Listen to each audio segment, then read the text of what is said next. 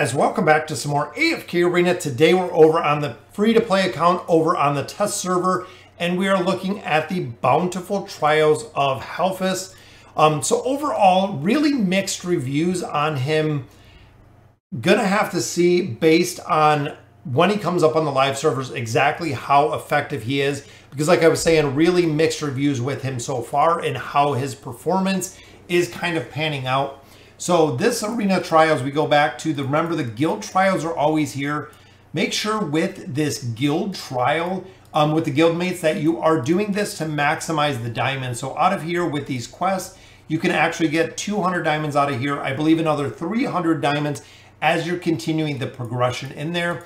So again, just like we normally do on the arena of trials, we're going to set up our formations. We are going to slow it down to take a look at what this hero is doing and seeing exactly how well he is performing.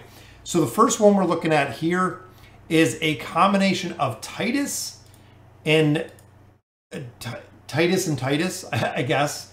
We're going to put Ullard. Remember, that is going to block Titus because Titus is going to be the most forward ally unit.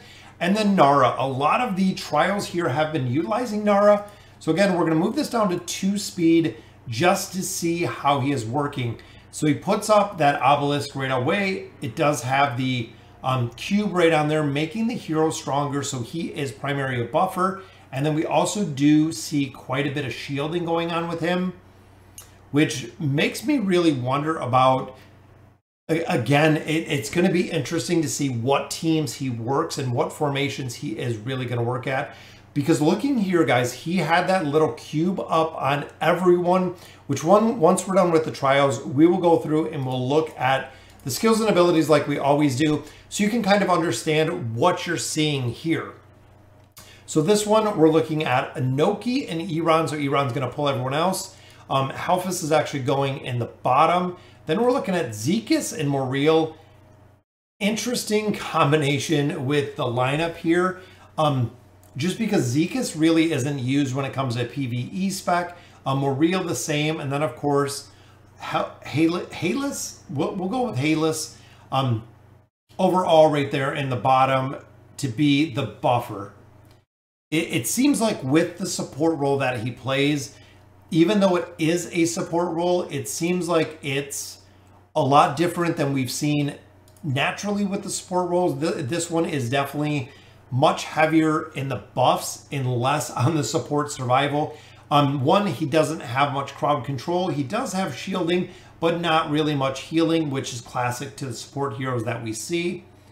So overall, it's going to be interesting to see exactly how well and how he works in the formations.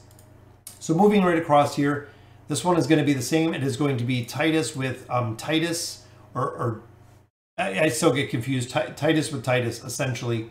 This is going to be Ullard and then Nara.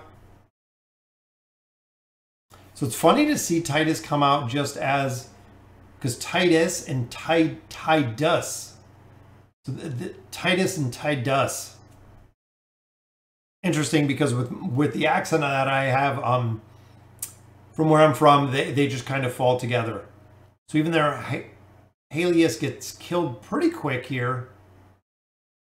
But Titus and Titus going to work, chasing Tassie around.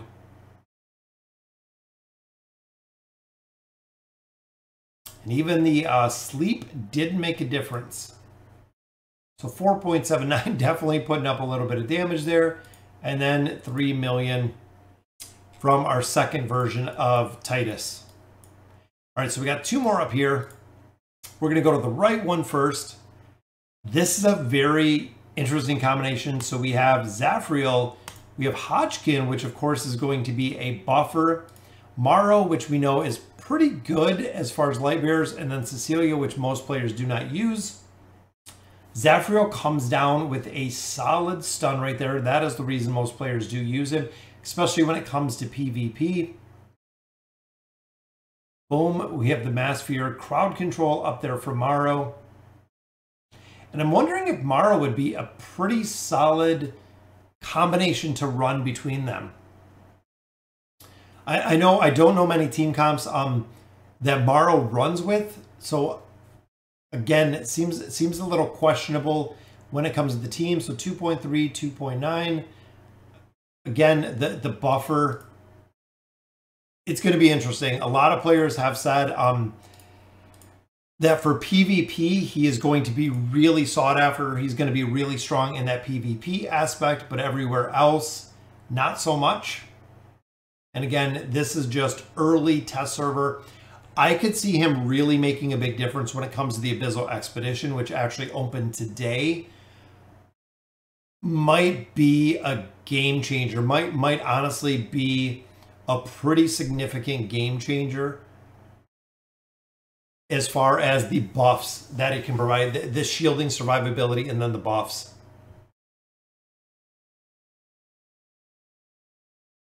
But again, it is going to be very interesting to see when you stack relics behind him, exactly what that's going to look like, stacking those relics behind him. All right, guys, so that will do it for the Arena of Trials. Let's go ahead and just run through his skills and abilities, just because I know a lot of players have seen it, but a lot of players will not see it prior to his release. So this is really the big one. So Divine Protection targets the ally with the highest combat rating, granting them life leech simultaneously if they're on the front line, giving them crit damage amplification, so stacking up their damage. According to the position, it's going to give them accuracy for the back line and shall increase their attack by 15 additional damage. According to the ally's position, the front line will get dodge points and shall have their damage reduced by 15%. Then, of course, level 4, Obelisk is bestowed a Divine Cube with all of the full effects from the start of battle. So remember, that is the Haelus' Obelisk is imbued with the Divine Cube. So it is not going on heroes, it is going on the Obelisk, that is what he makes with this Law of Creation. Forges the Obelisk in front of him, which is kind of its own target, does its own damage.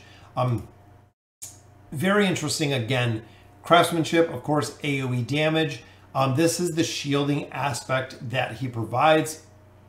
A little bit of AoE damage, but the shielding aspect right there. Then, of course, the Born Blessing, which is the passive one. Passive, when he receives any type of shield, the shield value is increased, which is very cool, making shield stronger. When an ally possesses any type of shield, and this again might be a little bit of a game changer, depending on the formation, they shall receive 15 energy points per second.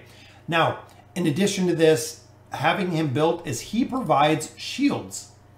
So if a hero, or if one of your heroes do any type of shield or possess any type of shield, even if it is a shield that he casts on them, they are going to have additional buffs. It's going to be a stronger buff, and it's going to give them 15 energy points, which again, on the main servers, the global servers, we're going to have to see exactly how this works.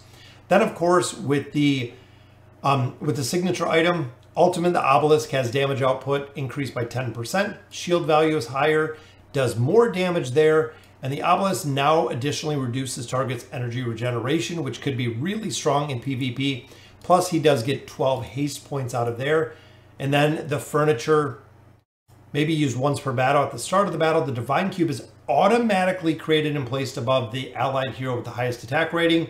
Could make me think right off the bat, if you have a hero like Ainz, popping that right on there.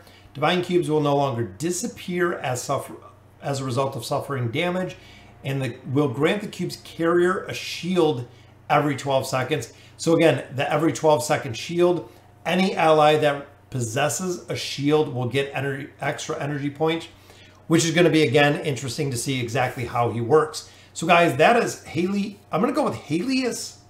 Haelus sounds like a star, kind of like Moriel. But let me know in the comments what you guys think. And as always, thank you guys for watching.